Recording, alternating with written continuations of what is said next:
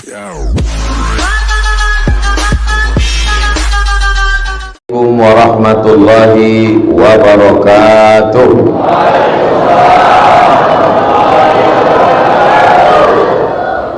Kalau Tuhan pergi ke Makkah, jangan lupa membawa kuini. Sudah lama saya tausiah di kantor gubernurilah mic-nya sebanyak ini. Mudah-mudahan Bapak Ibu semuanya dalam keadaan sehat walafiat. Alhamdulillahi Rabbil Alamin. Allahumma salli ala Sayyidina Muhammad wa ala ali Sayyidina Muhammad. Sayyidi Al-Habib Muhammad Zaki hafizahullah wa saddada khutah, nafa'anallahu bi ghaziri ulumihi wa bi husni adabihi wa lutfihi. Yang saya hormati Bapak PJ Gubernur Kalimantan Barat ataupun yang mewakili, Bapak-bapak kepala dinas, kepala badan, kepala kantor yang ada kepala maupun tidak berkepala. Yang sama kita hormati Bapak Wakil Gubernur Kalimantan Barat periode tahun 2019-2023. Semua yang hadir ini insya Allah dimuliakan Allah Subhanahu wa Ta'ala. Seandainya, ibu-ibu boleh saya bertanya, seandainya ada yang meminang anak gadis ibu, dua orang laki-laki ini yang datang, yang satu ini titelnya 2 meter, profesor, doktor, S1, S2, S3. Yang satu ini titelnya tak banyak, tapi ASN. Kira-kira yang ibu terima yang titel panjangnya atau yang ASN? Walaupun yang punya anak ini laki-laki, tapi tadi kenapa saya tanya perempuan? Karena yang memutuskan itu laki-laki ini banyak. Persatuan anggota suami takut bini. Dia tetap bertanya kepada istrinya, "Mama, mana yang kita terima?" Kata ibu itu, "ASN itu aja lah." Bagi orang yang merasa menjadi pegawai negeri ini membosankan, memuakkan, ingatlah wahai saudaraku, sesuatu yang kalian anggap membosankan, memuakkan, itu adalah sesuatu yang diimpi-impikan orang yang tak lulus tes CPNS 16 kali. 16 kali dia tak ikut tes CPNS, tak lulus, akhirnya jadi dukun. Itulah dia almarhum Ki Joko Bodo. Bacalah biografinya, saya baca itu. Saya ini PNS, NIP saya 2009, ikut tes November 2008, SK nya turun 2010, dan saya menjadi ASN itu 2008, 2019, 11 tahun. Jadi sekarang ini saya sudah rasa hilanglah harkat martabat saya karena tidak ASN ini. Jadi nikmat yang terbesar itu adalah nikmat iman dan Islam, dan setelah itu adalah nikmat ASN. Syukuri dengan alhamdulillahirabbil. Kata para ulama, para ustadz menyampaikan hadis Nabi SAW, kalau manusia itu meninggal yang mengalir ada 3: ilmu yang bermanfaat, sedekah jariyah, anak yang soleh. Ada satu lagi, ASN. Itulah kenapa ibu menikah mau sama suami ASN. Kenapa? Karena walaupun sudah mati tetap mengalir. Terjamin dunia akhirat. Betul kamu? Betul kata orang. Bapak Ibu yang dimuliakan Allah Subhanahu wa Ta'ala, kadang sesuatu itu kita tidak syukuri karena dia selalu ada. Kelingking ini selalu ada, tak pernah kita syukuri. Tapi begitu telinga kita gatal dan kelingking kita tertusuk duri, barulah kita bersyukur. Cuma mencucuk telinga pakai jempol. Artinya ASN ini nikmat besar, mensyukuri dengan lisan alhamdulillahirabbil alamin, mensyukuri dengan badan, ibadah badan. Ibadah badan itu namanya sholat, bukan somat. Ibadah badan itu namanya sholat. Dan inti daripada Isra dan Mi'raj itu, subhanalladzi asra bi'abdihi laylan minal masjidil harami ilal masjidil aqsa alladzi barakna haulah linuriyahu min ayatina innahu huwas sami'ul basir. Inti daripada Isra Mi'raj itu adalah sholat. Saya kebetulan diundang sama pegawai kantor gubernur, halal bihalal. Pas sampai di rumah dia, saya tanya, apa yang mesti saya sampaikan? Kata dia, tolong Ustadz bahas tentang sholat. Loh, ini kan halal bihalal, kenapa cerita sholat? Karena saya ini Pak Ustadz, kepala badan. Di kantor saya itu, kantor gubernur, udah banyak yang tak sholat. Tapi bukan kantor gubernur Kalimantan Barat, di tempat, di sini, bukan di sini. Ini ceritanya tempat lain. Kalau di sini kelihatan wajahnya bekas-bekas sujud semua. Orang-orang sholat, tapi tak tahu juga lah ya Allah. Jadi saya bilang, kenapa orang ini tak sholat? Yang pertama, malas. Yang kedua, ikut aliran sesat yang mengatakan sholat itu cukup dengan eling saja. Ayyalas sholat, pejam mata, ingat sebentar, udah cukup. Kata dia itu namanya sholat batin. Kalau kebetulan ada suami ibu nanti yang kena penyakit sholat batin ini, jangan ibu marah. Pas dia pulang, ibu tanya, abang tak sembahyang? Aku sholat batin.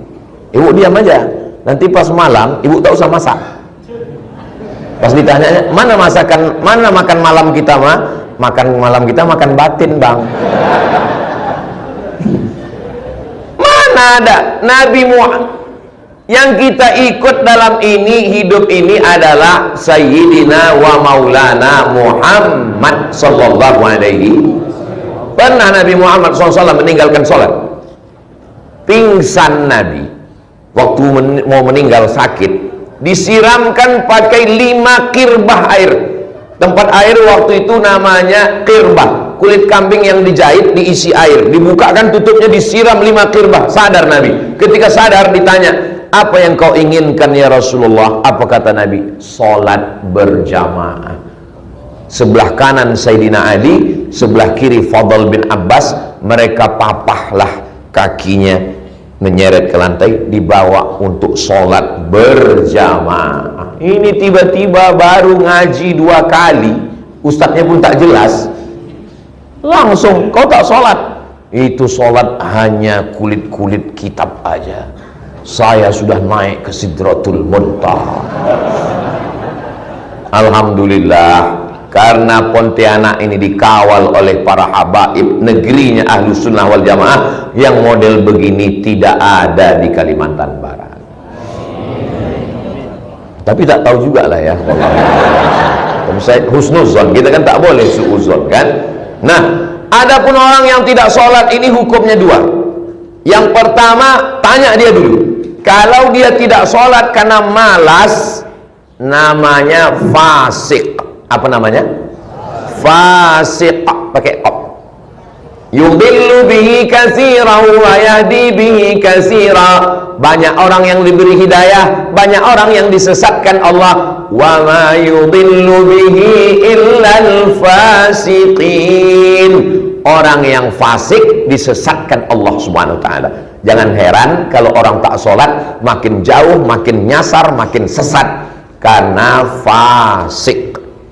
Tapi kalau ditanya dia, kenapa kau tak sholat? Sholat itu tidak relevan. Ini orang kafir. Orang kafir otomatis fasah dengan istrinya. Kalau suami mencerai namanya talak. Kalau istri menggugat namanya khulu. Tapi kalau suami murtad namanya fasah. Apa namanya?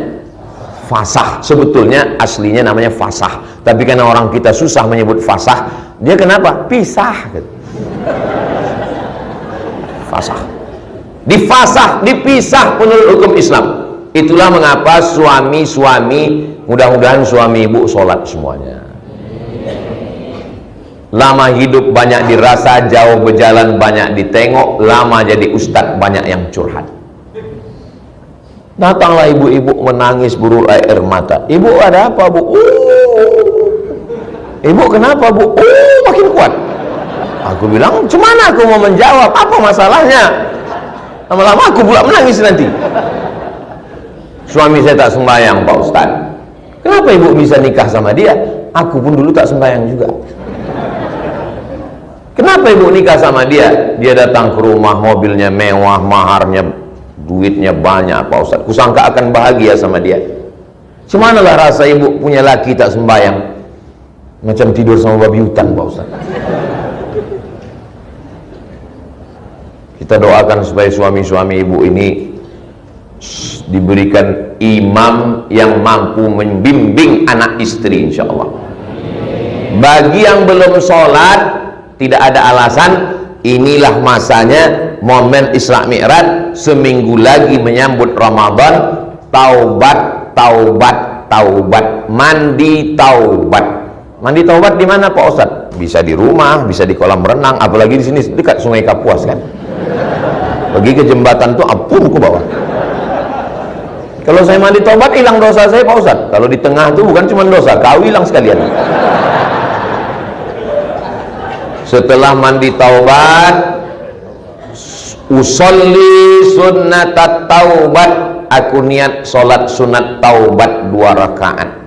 Ayatnya Pak Ustadz udah jelas baru taubat, nanya ayat macam banyak aja hafalan. Allah itu juga lah, apa lagi? Rakaat kedua Pak Ustadz, itu lagi tak apa-apa.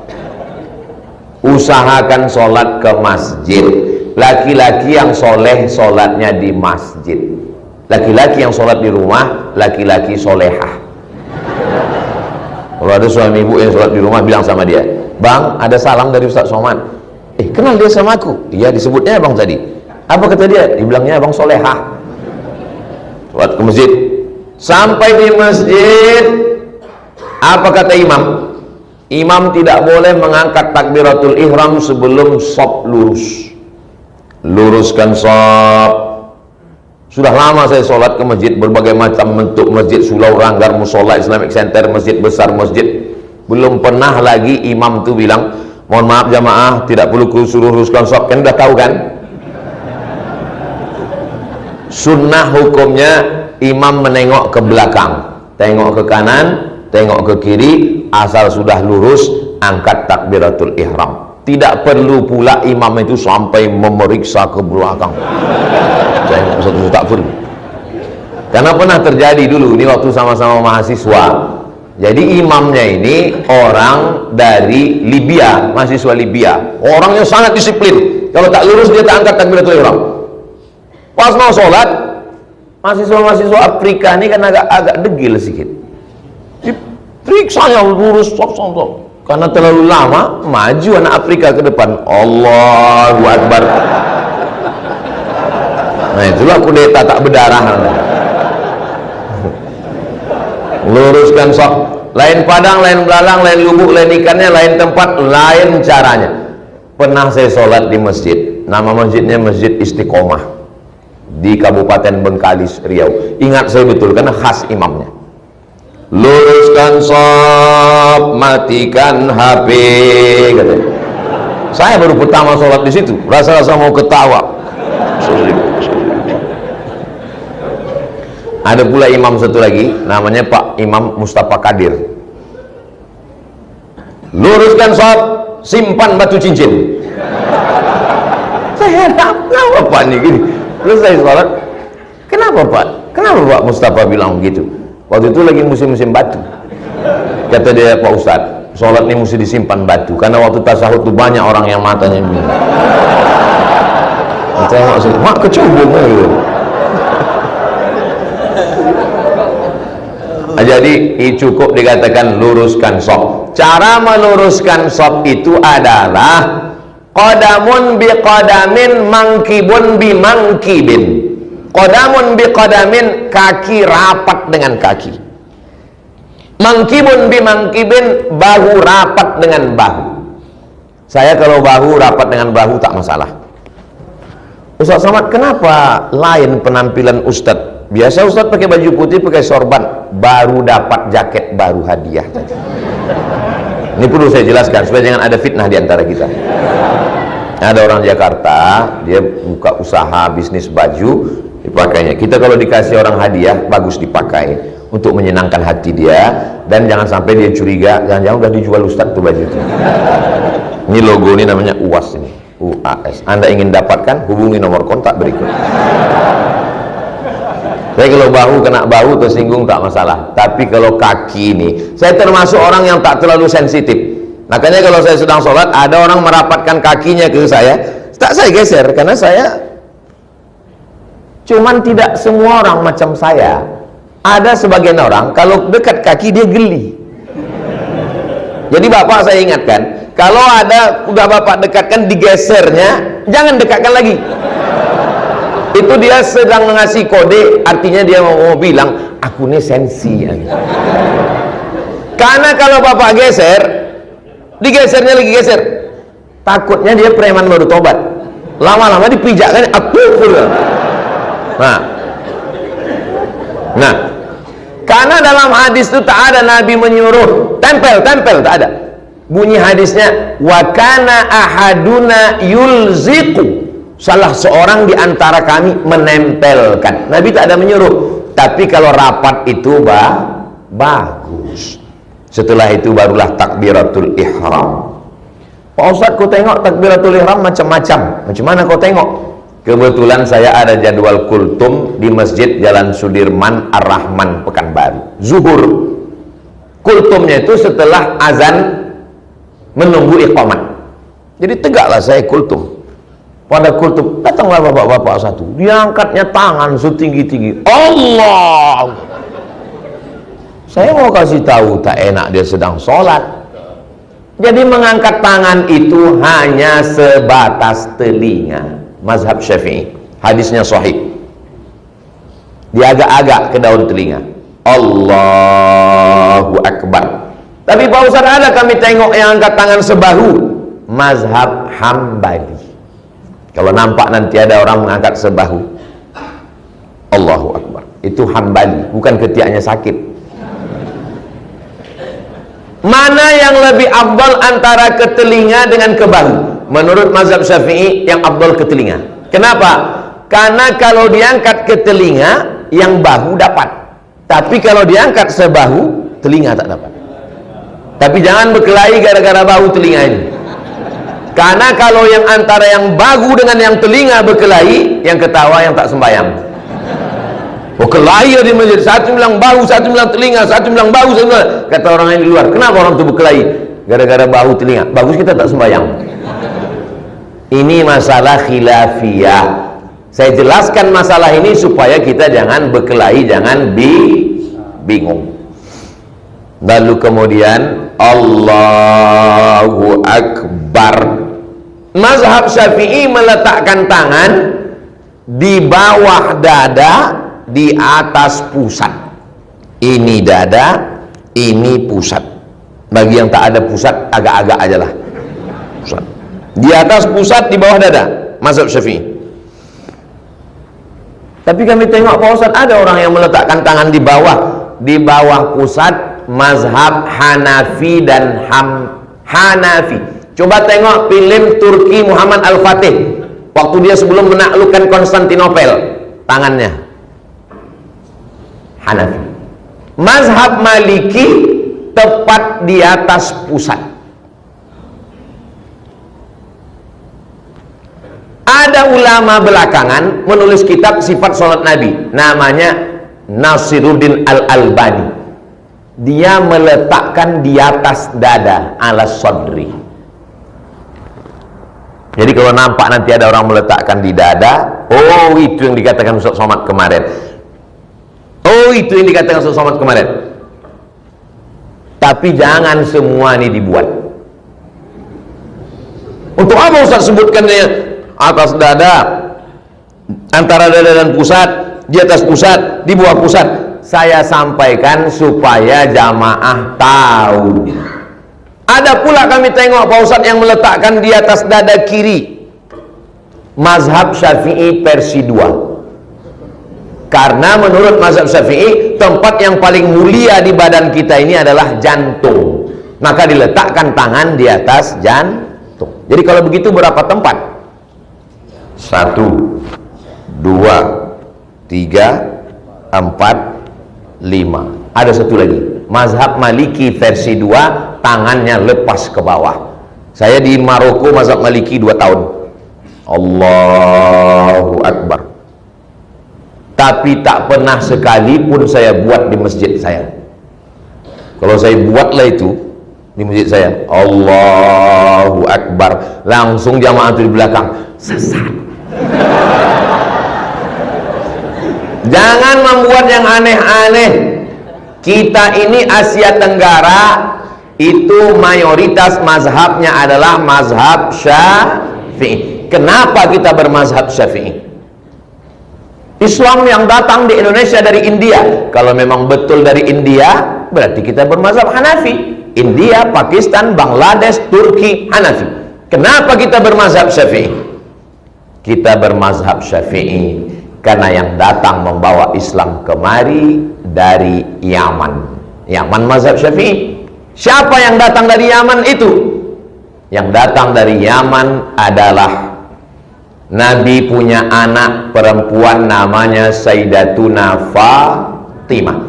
Fatimah punya anak laki-laki namanya Sayyidinal Husain. Sayyidinal Husain punya anak laki-laki namanya Ali Zainal Abidin. Ali Zainal Abidin punya anak laki-laki namanya Muhammad Al-Baqir. Muhammad Al-Baqir punya anak laki-laki namanya Imam Ja'far Shadiq. Ja'far Shadiq punya anak laki-laki namanya Ali Al-Uraidi. Ali Al-Uraidi punya anak laki-laki namanya Muhammad An-Naqib. Muhammad An-Naqib punya anak laki-laki namanya Isa Ar-Rumi. Isa Ar-Rumi punya anak laki-laki namanya Ahmad bin Isa Al-Muhajir.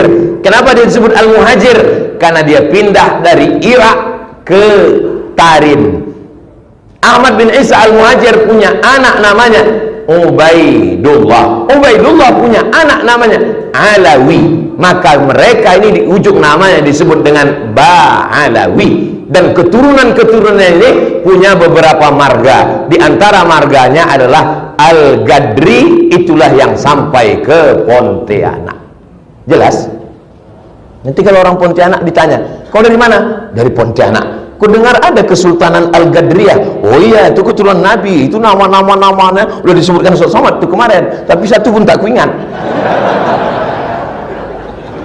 Ada bin Syihab, ada bin Syihab Bakar, ada As-Saqaf, ada Al-Idrus.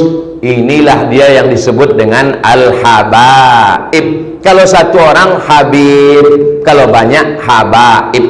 Itu bahasa Arab. Bahasa Arab itu tak sama antara plural dengan singular, dengan tunggal, dengan jamak. Kalau satu kitab, kalau banyak kutub.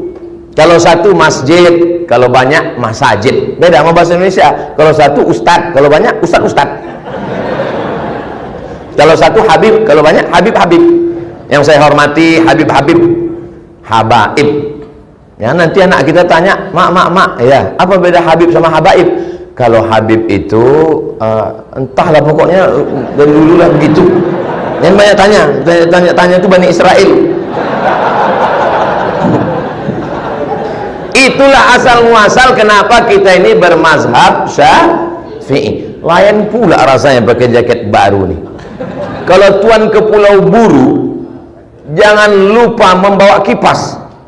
Kalau memakai jaket baru, rasanya agak-agak panas. Nah, sampai mana tadi? Lupa pula. Kenapa kita bermazhab Syafi'i? Itu salah satu alasannya. Nah, meletakkan tangan ini.